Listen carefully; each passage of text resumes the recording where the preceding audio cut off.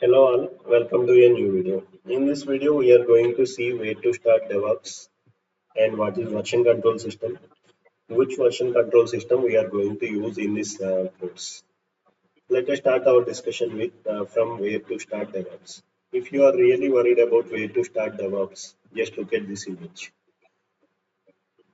Uh, Generally, DevOps process will start from planning, but the technical activities will start from coding an application. And let us assume we are not dealing with coding the application. So our immediate next step would be maintaining the code. Maintaining the code involves various things like gathering the code from multiple developers and maintaining the changes happened on that code and managing the version history of the code. To achieve all this functionality, industry introduced a tool named as version control system. There are so many version control system tools available in market, but in our course we are going to use Git as our version control system. That is Git and GitHub. So before start discussing about Git and GitHub, let us see what is version control system. Basically, version control system is a software tool which helps us managing changes or versions to source code or any set of files over a time. Version control system also allows developers to track modifications to files, revert to previous versions, compare changes over time, and collaborate effectively on projects. From this definition, we can find few key features of version control system. Those key features are tracking changes on files. Let us assume a scenario where we have three files initially, and the version control system will maintain it as a version 1. Let us assume later one of the developer modified the first file, that is A, and third file C, and he didn't touch it B. So it will keep this scenario as version. And let us assume another developer modified the file C, but he didn't modify A and B, and it will keep this version as version 3. And it will keep maintain each and every change happened on the three files presented in that file system or code base. In this way, it will keep track of all the changes happened on files. That is what we discussed here. Tracking changes, it records every change made to files along with who made, and it also maintains who made the changes and when they made those changes. Another key feature of version control system is if we did any mistakes in current version, we can revert back to previous version or any other stable version presented in our repository. That is what we discussed here. Reverting changes. It allows reverting files or the entire project to a previous state, which is useful for undoing mistakes or going back to a stable version. Another key feature of this system is branching and collaboration. Let us assume in our project, we have two tasks. One is user interface design and another one is feature design. And we delegated these works to two different teams, UI development team and future development team. They can make their work as a separate branch. One is UI branch and another one is future branch. UI development team will implement user interface on their own branch, and future development team they will implement their features on their own branch. And later, whenever they completed their task, they can merge it with main branch so that the stable project will always resides on main project. All the changes will reflected in main branch. That is what we discussed here. Branching and merging is one feature, and collaboration is another feature. And here, branching and merging allows developers to work on multiple versions of a project simultaneously and merges changes back together, enabling parallel development without conflicts. Collaboration facilitates teamwork by allowing multiple developers to work on the same project concurrently, coordinating their changes and resolving conflicts. These are the key features of version control system. Now let us see what are the different kinds of version control systems we can find in market. We could find two types of version control systems. One is centralized version control system and another one is distributed version control system. In centralized version control system, the whole code base or the whole project is presented in a central repository from which all the developers can pull the code and add their own changes to the code. And whenever they finish the working with the code, they will push it back to the central repository. However, individual developer can work with it whenever they need, but all the changes and version history will be maintained by central repository. With this approach, we have a biggest problem. That problem is single point of failure.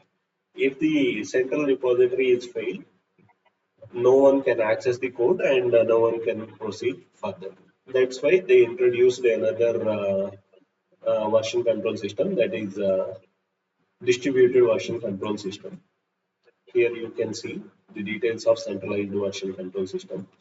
And in distributed version control system, here also we will maintain the code in a central repository, but all the developers will have their own local repository. Whenever developer wanted to work with the project, he will first pull the code into their local repository and update the code, and whenever they feel they completed the code and they wanted to make it available to the other developers, they can push it to the central repository. Even the central repository is not available, they can no developer need to wait because they have their own copy of the code. They can work with it temporarily. Whenever the central repository is available, they can push the code back to the central repository. Here you can see the details of distributed version control system. And as we already discussed, we are going to use Git, which is an example of distributed version control tool. So let us see basic details of Git now. Basically, Git is a distributed version control tool using which we can record changes to a file or set of files or code base over time so that we can revert to a specific versions later. Uh, Basically, in the name of Git, a commit means a snapshot of file or set of files or code base. Commit includes the changes made over the previous commit and stores a pointer to a previous commit, which is generally called as version control. And code base combined with its entire commit history is called a repository. And let us see the history of the Git. Git was introduced by Linus Torvalds in 2005, and it was built around Linux operating system and macOS. These operating systems have built-in bash born again shell, which allows Git to run smoothly. On the other hand, Windows is not a Unix-based system uh, and uses a different shell from born again shell, which Git does not support out of the box. So if you want to use Git on Windows, you need to use a tool named as Git Bash. And basically, Git Bash is a combination of Git and born again shell. Git Bash installs both Git and born again shell on Windows system, giving access to command line tools that allow Git to run properly.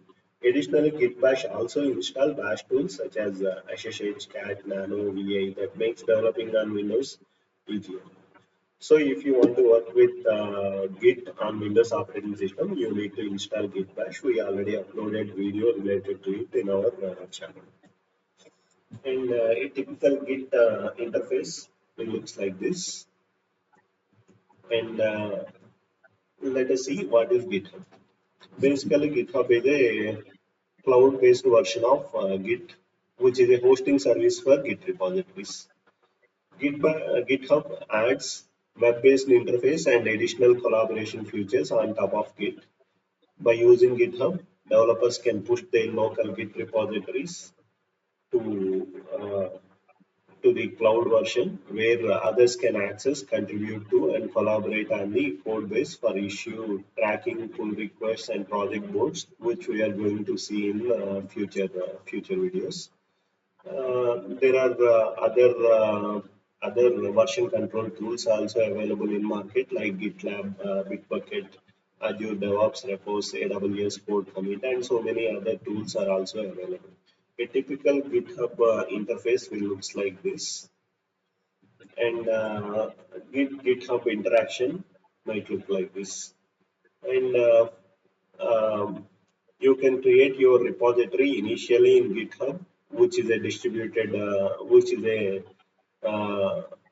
is a remote location, or you can also start also start from your own machine. Let us assume we created a repository locally, and later to make it available to the others, what we need to do is we need to push it to the GitHub. And all the users who wanted to work with that repository can pull the repository from GitHub to their local machine, and they can contribute to the code changes, and later they can push it back to the GitHub, which you can pull it back to your local machine, and you can modify it later whenever you need. And all these tasks can be, you can access this GitHub by using browser. This interaction can be seen in this diagram. With this, we are stopping this video, and let us see how to use Git and GitHub in our next video. Thank you.